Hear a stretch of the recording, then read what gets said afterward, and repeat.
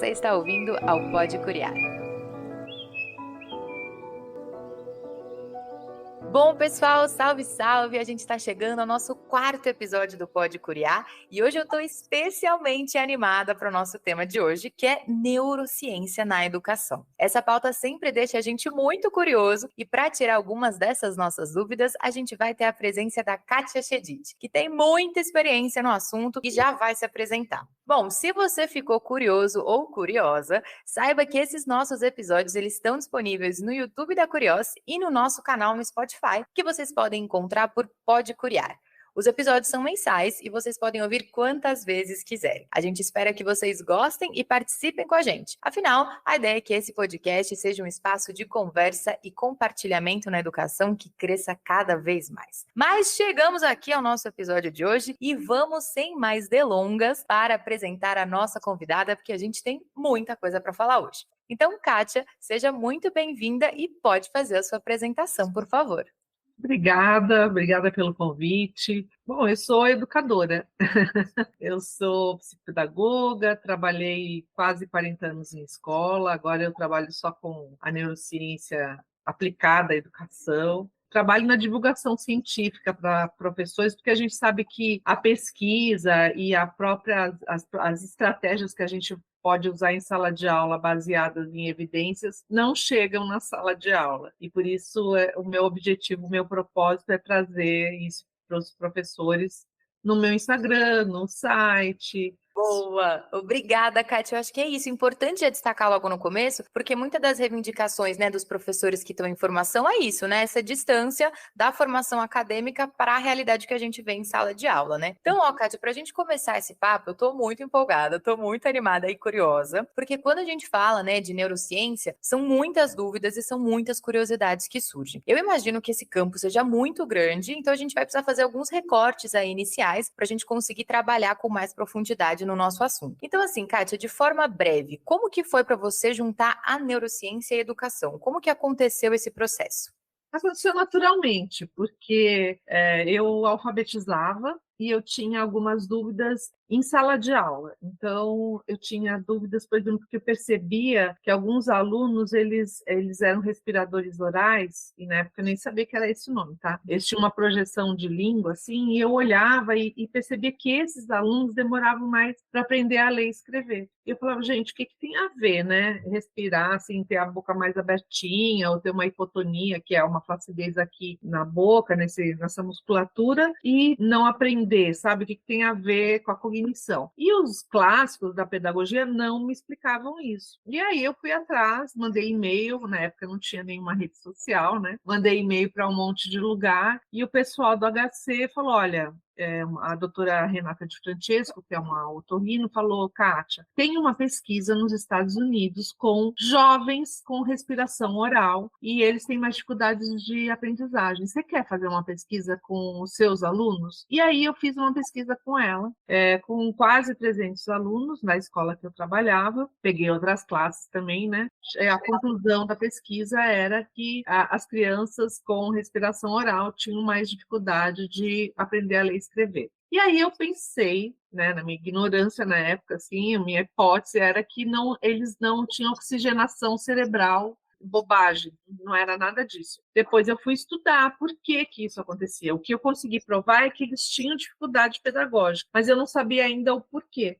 E aí eu fui buscar na medicina, na literatura, na parte de otorrino, né, em vários lugares, e a neurociência trouxe, não tinha esse nome também na época, tá? Ainda não falava neurociência, mas veio a pesquisa que dizia o seguinte, que para você aprender, você tem que ter um sono reparador. Você tem que dormir. E as crianças com respiração oral, elas não têm esse sono reparador. Então, na hora da consolidação da aprendizagem do dia, elas não consolidavam. E aí eu comecei assim, esse negócio de cérebro tem alguma coisa a ver com a educação. E aí comecei a ir atrás. Sempre que falava de cérebro e educação, eu estava atrás. Achei uma reportagem da Elvira Souza Lima, que é uma pessoa que fala de neurociência já há algum tempo, e aí comecei a ir atrás de autores, principalmente fora daqui, porque aqui não tinha nada, né? Não tinha nem pós, nem nada, e comecei a estudar isso. Daí teve a década do cérebro nos Estados Unidos, aí foi um boom de pesquisa pesquisa, né? E tudo em inglês para facilitar a vida do professor, ou seja, chega bem para o professor em sala de aula, porque o maior desespero dos professores que me seguem lá, por exemplo, no meu Instagram é: Kátia, mas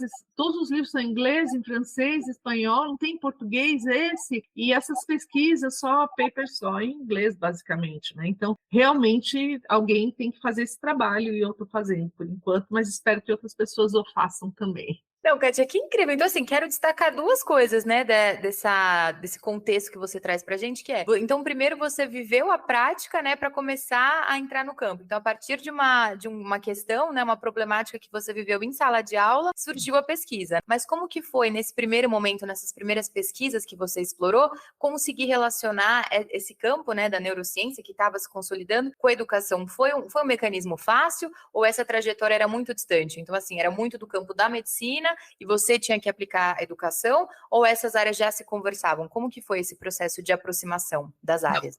Elas não se conversavam, inclusive, assim, as primeiras pesquisas, os primeiros neurocientistas diziam assim: não, a gente não vê a aplicabilidade da neurociência na educação. E eu pensava, como?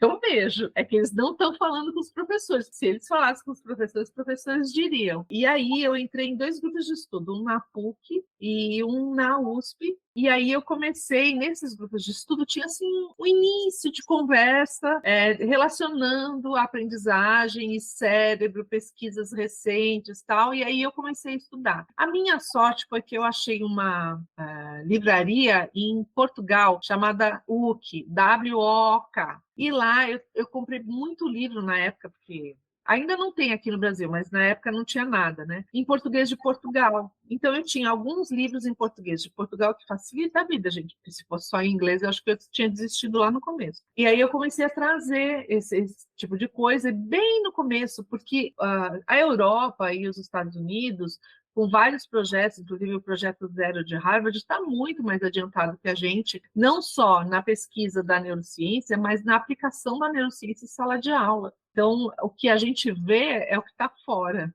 e a gente vem trazendo para cá. Mas não tem muito pedagogo ainda nessa área, né? Agora está aumentando, porque as pós-graduações estão começando a acontecer, né? Algumas mais sérias aqui no Brasil, que são legais. Eu mesma fiz uma pós-graduação na Santa Casa aqui de São Paulo, para corroborar. Eu já tinha 20 e poucos anos de estudo, mas eu fiz para dizer, bom, agora eu tenho um título de neurociência, de especialista em neurociência aplicada à educação, que é necessário uma titulação mesmo, né? Uma validação assim. Eu imagino que até dá mais peso para o campo, né? Acho que para o campo entender a necessidade de mais pesquisas, né? Desenvolverem mais conteúdos. Porque é isso, né, Kátia? Você está falando de uma coisa muito complexa e que, né, existe muita pesquisa envolvida, mas a gente quer saber, né? Como a gente consegue tornar esse campo, que é tão complexo, né, como a neurociência, em algo prático para o nosso dia a dia em sala de aula? Porque é isso, né? A gente sabe que existe uma distância muito grande entre o que é falado na universidade, né? A neurociência não é uma coisa que se fala, né, nas licenciaturas e nas pedagogias das universidades. Então, como a gente consegue, né, aproximar essa formação que os professores recebem, trazer a neurociência para o cotidiano do professor, na sala de aula, né? Você tem alguns exemplos que você já aplicou da neurociência praticamente aí em sala de aula, né, para compartilhar com os professores que estão ouvindo a gente? Eu faço uma analogia que é tipo assim: alguém sabe a filosofia do carro, a história do carro, a didática do carro, mas não sabe nada sobre o motor do carro, mas quer ser mecânico, sabe? A gente sabe muito, né, de educação, de pedagogia, mas a gente não tem nada sobre. Tudo bem, gente, a gente não precisa saber qual é o nome, o córtex pré-frontal. O pessoal até gosta de falar, né? O giro, não precisa falar o nome do negócio, sabe? Mas a gente precisa saber como a coisa funciona. A princípio eles falavam, não tem aplicação, mas eles já traziam algumas coisas muito importantes. Por exemplo, a importância do sono, a importância da alimentação, a importância do movimento, a importância da memória, como você faz os tipos de memória que existem, né? Você tem uma memória de curta duração, mas o que você quer ensinar em sala de aula, você quer que vá para a memória de longa duração, como que ela funciona. E aí, com o tempo, né, nos últimos 4, 5 anos, começaram as pesquisas mesmo de aplicação da coisa prática em sala de aula. O que se fez? Se pegou estratégias que os professores já usavam e se fez pesquisa. Por exemplo, uma estratégia do grifar. Todo aluno grifa, né? E eles fizeram uma pesquisa e viram que não funciona. Não funciona. E aí o pessoal fala, então o meu aluno não vai mais grifar. Espera, porque teve uma outra pesquisa que diz assim, não funciona se o aluno fizer isso sem auxílio.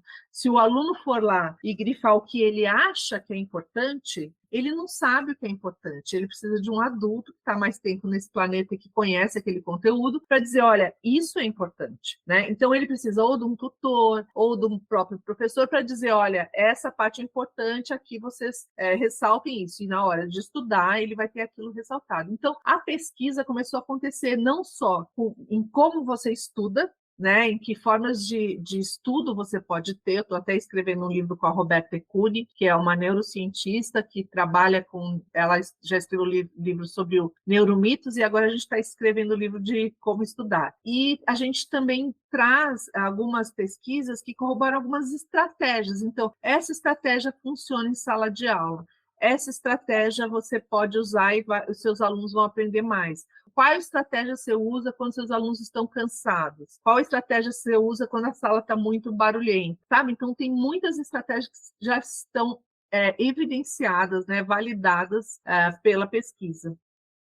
Uma das coisas assim, que em todas as escolas, porque como eu trabalhei de auxiliar à diretora, em todas as escolas, os alunos, normalmente agora, principalmente ensino médio, eles vêm sem o café da manhã. E as pesquisas dizem que, apesar do cérebro ser 2%, né, do nosso corpo, ele consome 20% da energia do nosso corpo. Então, o tanque precisa estar cheio para você aprender, né? Então, o que a gente faz? Uma campanha na escola para que eles venham com o café da manhã. E por que eles dormem mais, principalmente os adolescentes? Porque o relógio biológico deles atrasa. Isso quem traz? A cronobiologia, que é uma área da neurociência. E aí a gente fala assim, eles querem dormir mais. Então, eles acabam não comendo, eles acordam em cima da hora e vão para... E aí a gente faz uma campanha mesmo de, ó, é importante. Algumas escolas colocam frutas para que eles cheguem na escola, se alimentem ali pelo menos uma banana, uma maçã tal, antes de entrar na sala de aula. Então, seria interessante ter um momento de alimentação ali, não alimentação pesada, mas um alimento para esse corpo, esse cérebro não poder usar a energia dele para estudar, né? Olha, Gadi, que você fala uma coisa, né, muito importante, que é, ou seja, a gente pensar para além da sala de aula em si, né, as outras coisas que estão envolvidas nesse processo, e eu acho que isso, né, acaba sendo muito importante também quando a gente pauta, por exemplo, a questão de política pública, né, então, por exemplo, né, a questão das merendas na escola, ter essas pesquisas e esses dados ajudam muito a gente conseguir pautar, né, e reivindicar por esse tipo de coisa, para que os nossos alunos tenham acesso, né, a merenda de qualidade, consigam, né, ter acesso a um café da manhã, então a neurociência ajuda também, né, essas pautas além da sala de aula. Uma pauta importante que é do Fernando Lousada, que é um neurocientista lá da Universidade Federal do Paraná, e ele fez uma pesquisa bem legal com os adolescentes. Ele atrasou, eles começaram a entrar às 8h30 ao invés das 7, e aumentaram as notas, só com um atraso pequeno ali de início das aulas. Então, é uma coisa a se pensar. Se para adolescentes com de 2 ensino médio, as aulas não têm que começar um pouquinho depois. Muito importante essa questão, né, de como as pesquisas podem e devem ajudar a gente a balizar e hoje, né, reformar a escola, né, que eu acho que é algo que a gente precisa fazer, né, alguns anos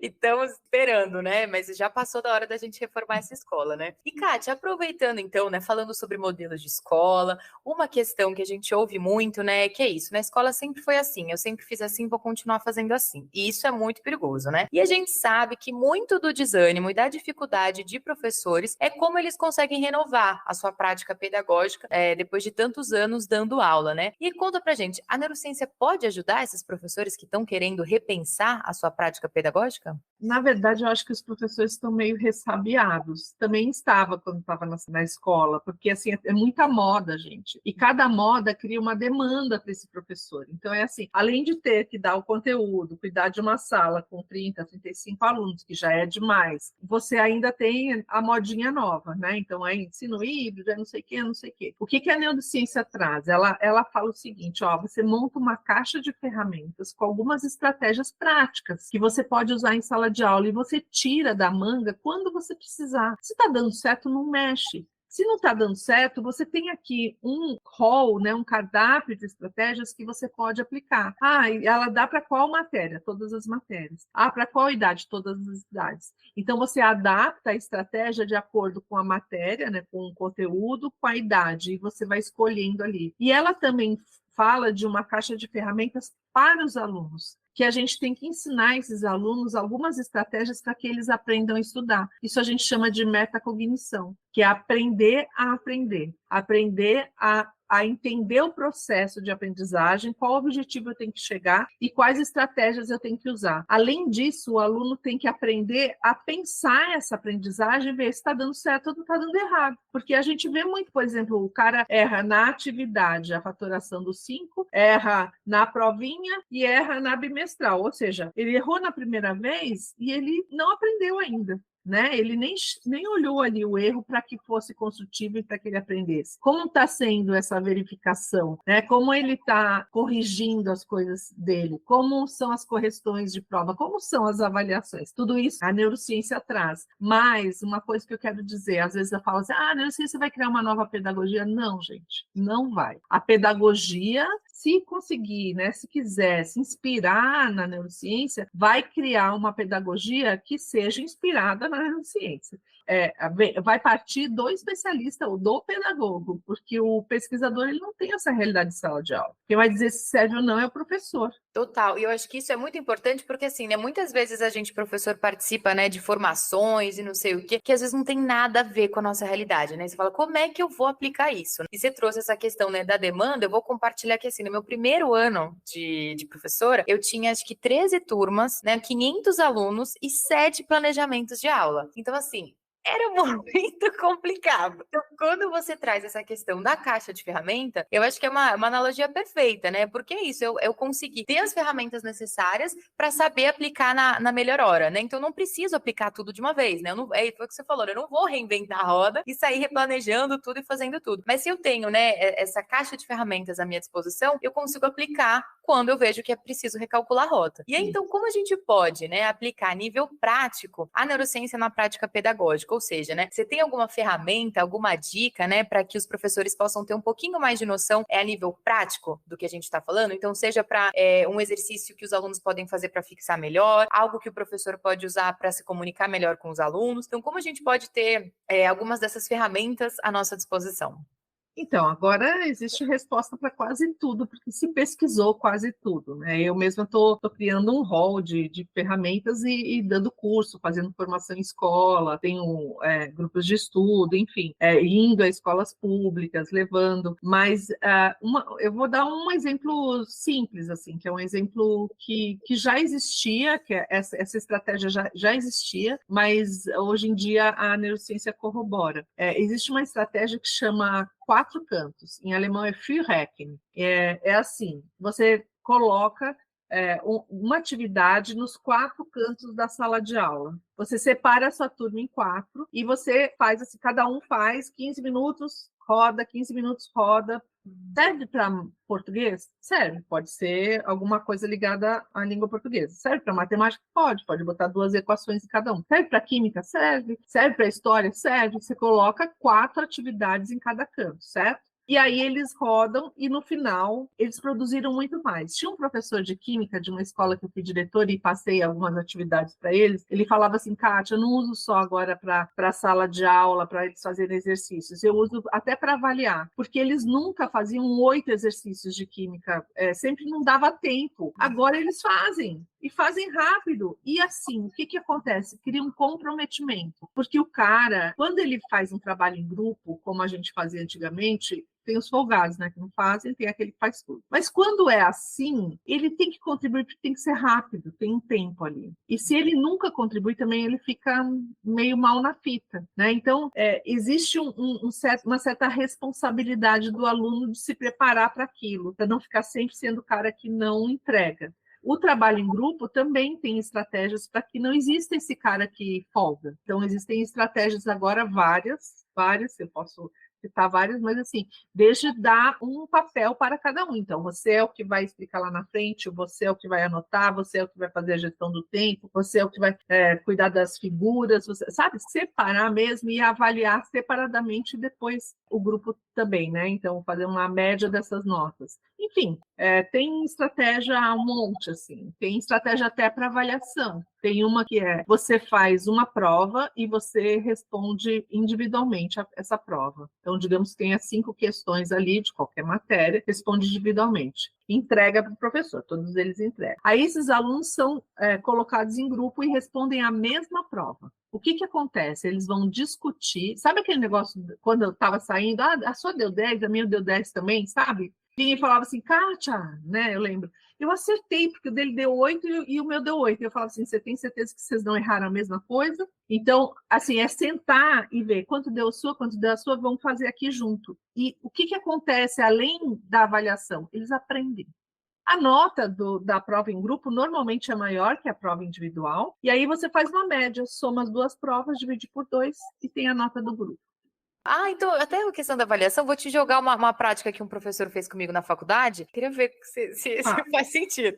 Que ele falava assim, ó, ia ter a prova, e ele falou, galera, ó, eu vou passar 5 questões para vocês estudarem, e dessas 5 questões eu vou sinalizar 3 que vão cair na prova. Então, dessas 5, 3 vão cair na prova, e uma questão vai cair um pouco diferente, mas muito parecida com o que eu tô falando para vocês. Aí uns alunos falaram assim, mas professora, você tá dando a cola da prova então, né? Ele falou, não, eu quero que para mim o importante é que vocês estudem, né? E se vocês já sabendo o que vocês vão estudar, vocês já vão, né, em tese, estar mais tranquilos e vão estudar, que é o que eu quero, que eu preciso de vocês. Essa prática, ela ajuda o aluno a estudar? Ajuda se o aluno aprender, não ajuda se ele decorar, depende do aluno. Se ele aprender, se for uma resposta que ele tenha que aprender, mas você pode usar essa estratégia, por exemplo, sabe aqueles meninos que nunca fazem lição de casa? Você pode falar assim, façam a lição de casa porque vai cair 3 questões iguais da lição de casa na prova, por exemplo. Né? Então, você vai estar focando mais atenção. É interessante o professor destacar isso aqui é importante para você saber o que estudar. E uma coisa que outro dia eu sugeri numa escola e deu certo também, e essa fui eu que criei, fazer uma tábua de consulta. Então, por exemplo, sabe a cola? Sim, que os alunos fazem, né?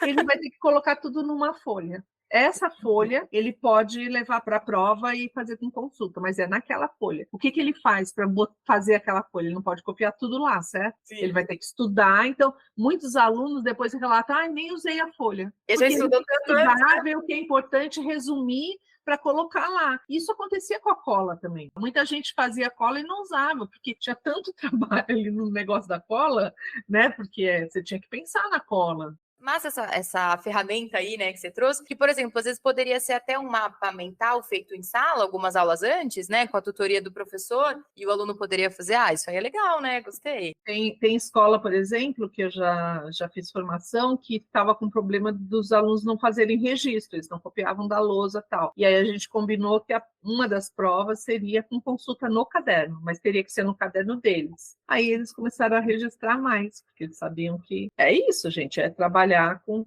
que a gente precisa, e é a demanda de cada escola, né? Mas o aluno tem que aprender, e para aprender isso tem que ir para memória de longa duração. E às vezes a gente vê, principalmente no ano seguinte, a gente vê na sala dos professores, o professor falar assim, mas fulana do ano passado não explicou isso, não ensinou isso. Gente, ensinou, só que o menino estudou só para a prova. Estudou, jogou na prova, foi para a memória de curta duração dele, ele às vezes até tirou 10, mas ele não colocou lá na memória de longa duração. E como é que vai para a memória de longa duração? Quando ele acha que é importante, o cérebro acha que é importante. Quando o cérebro acha que é importante? Quando você fala várias vezes. Todo mundo sabe que escovar o dente é importante. Por quê?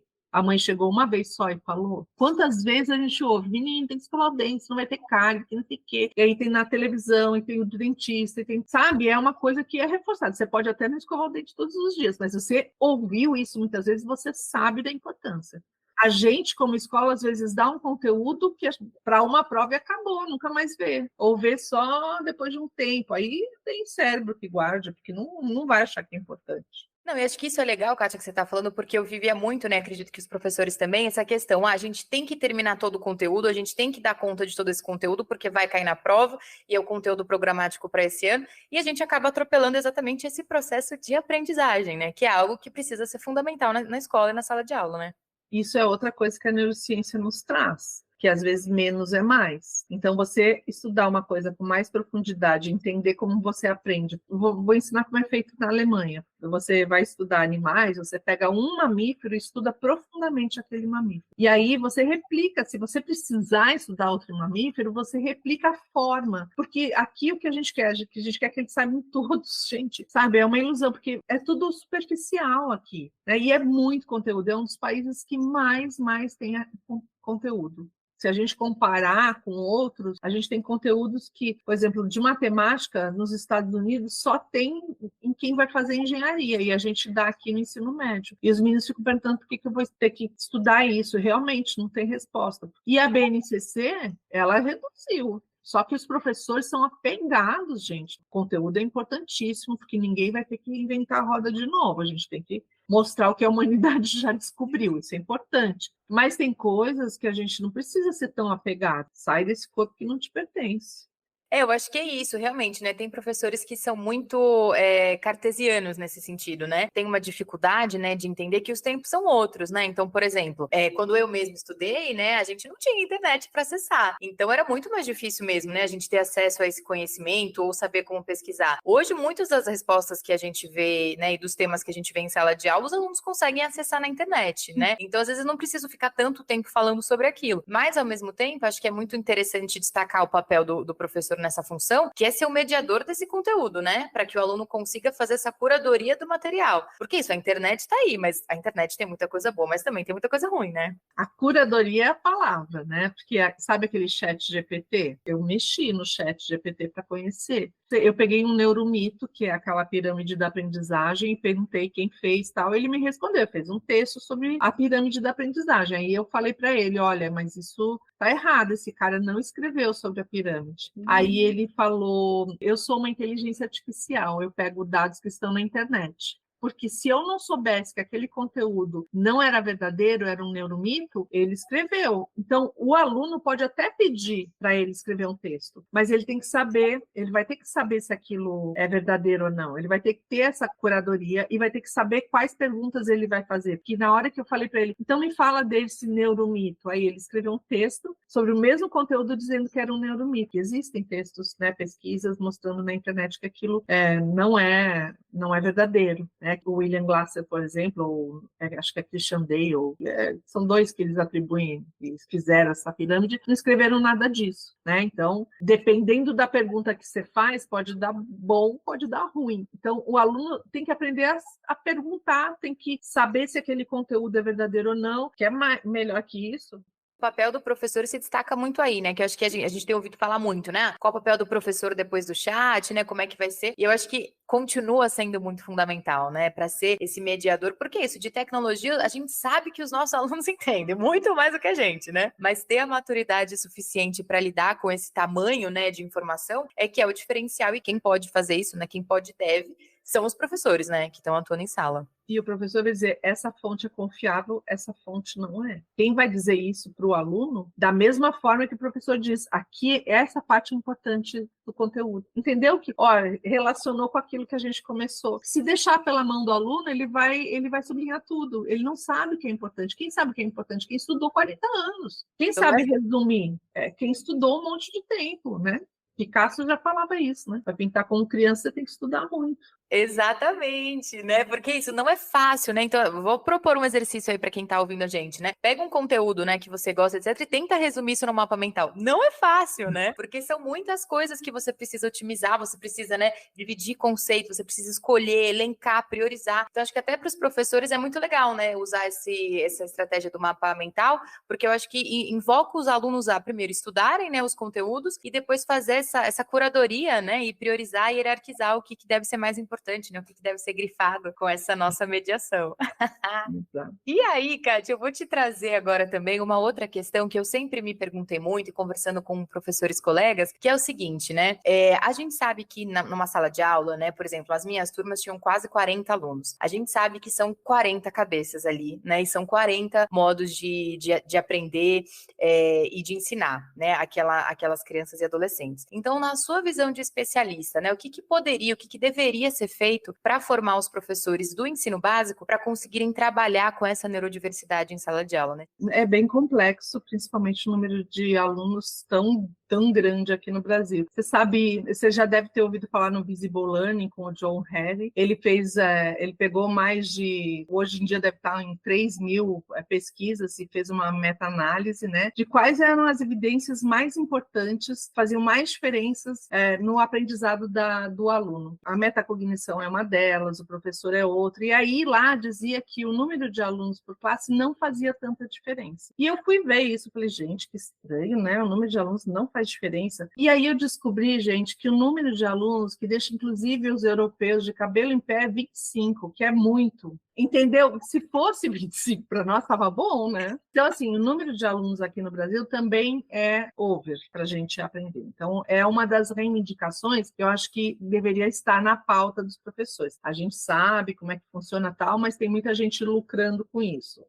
Além disso, o professor, ele precisa, quando ele tem um número razoável de alunos, ele, com essa caixa de ferramentas e estratégias, elas vão ser boas, essas estratégias, tem pesquisa que comprova que é bom para quem tem TDAH, para quem tem TEA, e também para aquele aluno que não tem nenhuma dificuldade de aprendizagem. Então, quando você usa essas estratégias, você beneficia todos os alunos. E é esse o encanto da coisa, sabe? Porque aí tá chato. Porque você consegue, até num número grande de alunos, com 40 alunos, 35, você usando essas estratégias. Mas todo dia, Kátia, não, todo dia não. Todo dia até chocolate faz mal, gente. Sabe aquele over? Eu vou contar uma história da minha mãe. Minha mãe aprendeu a fazer pudim de pão, a gente amou. A gente era criança, adorou. Na semana seguinte, sobrou pão de novo, fez pudim de pão. Aí ela já comprava pão a mais para sobrar para o pudim de pão. E a gente já começou a ter 3, 4 vezes por semana pudim de pão. Eu já não aguentava mais. Eu não consigo nem olhar pudim de pão que me dá urticária hoje em dia. Então é mais ou menos isso. Chegou o PowerPoint, o cara usa PowerPoint todo dia, todo dia. Não, né? Estratégia de vez em quando você usa. Você não usa chave de fenda para tudo. Você não usa martelo para tudo. Você usa de acordo com o que você precisa. E estratégia é isso. A gente tem que ter essa caixa de ferramentas e usar de vez em quando. Então você é a favor da aula expositiva? Sim, de vez em quando é isso que temos para hoje, feijão com arroz. De vez em quando não, vamos rechear, vamos fazer diferente. Então, o professor tem que pensar nisso, né? Tem que saber como utilizar e saber que utilizando essas estratégias, ele vai beneficiar também os alunos que estão em inclusão.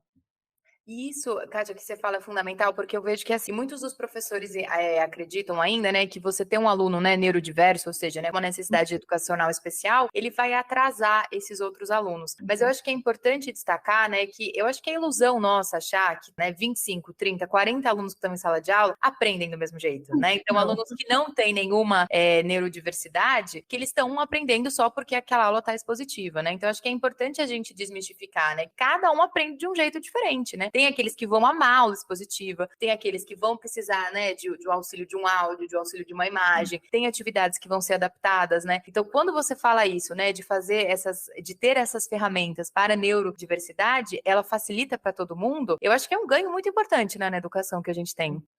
Essas ilusões que a gente tem sendo professor, assim, a gente acha que todo mundo tem que prestar atenção 100% do tempo. Aí a neurociência vem e diz, não, meu filho, só presta atenção 18 minutos no máximo, depois eles brisam, que nem eles falam, sabe? Mas eles voltam. A gente também, até num filme legal, a gente presta atenção, dá uma brisada, volta. Não tem como. E é o que você falou, tem uns que vão aprender, tem outros que não vão aprender. E eu vou contar um segredo para vocês. Até os bons alunos têm algumas aulas que eles não aprendem. É que esses caras sabem estudar. Então, eles chegam em casa e estudam, vão procurar uma videoaula, vão procurar um colega, quando eles não aprendem na sala de aula, mas eles não aprendem sempre com você. Então, assim, vamos entender que a gente não vai dar conta de tudo. Não vai. Eu acho que é parar de ter essa ilusão, né? Porque é isso, assim, eu mesmo, né? Às vezes, quando eu estudava, eu gostava muito de explicar o conteúdo para minhas amigas. Então, eu estudava para a prova explicando para elas. A minha irmã, por exemplo, gostava muito de gravar áudio sobre aquele conteúdo e se ouvir falando, né? E, ao mesmo tempo, tinha amigas também que gostavam de ver videoaula e via isso nos meus alunos, né? Então, acho que a gente, enquanto professor, tem que encorajar também, né? E oferecer essas ferramentas diferentes, né? Para cada um, porque isso, cada um aprende de um jeito diferente, né? A coisa que a gente faz, que é ensinar e aprender, é muito complexo. Não é uma ferramenta que vai resolver, não é uma palestra que você viu, não é uma modinha ali. Agora todo mundo usa retroprojetor, agora todo mundo usa tecnologia. Não é, né? A gente tem várias ferramentas, vários instrumentos que nos ajudam, mas não existe uma resposta só. Né? E mesmo para os alunos, não vai ter um jeito só de eu dar aula que vai atender. A gente mesmo não tem um jeito só de aprender, imagina de ensinar, a gente tem que ter vários jeitos. E, Kátia, o papo tá muito bom. Sinto que a gente podia ficar aqui horas conversando, mas a gente já tá chegando pro nosso encerramento. E aí chega no momento da nossa pergunta final. Então agora, Kátia, né?